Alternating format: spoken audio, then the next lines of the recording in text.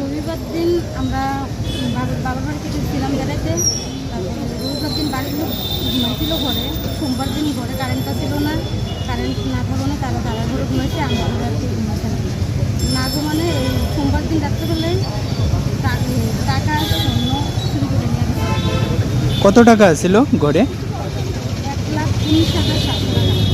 আচ্ছা, স্বর্ণ? স্বর্ণ ছিল প্রায় 3 ভরি। আচ্ছা, থানায় কি জানানো হয়েছে? হ্যাঁ, জানানো। আচ্ছা, সেটা কি তদন্ত চলছে নাকি? হ্যাঁ। আচ্ছা, এখনো কি গ্রেপ্তার হয়েছে? গ্রেপ্তার হয়েছে কেউ? না, ঘটনা উপরে ভিত্তি করে এখনো কোনো গ্রেপ্তার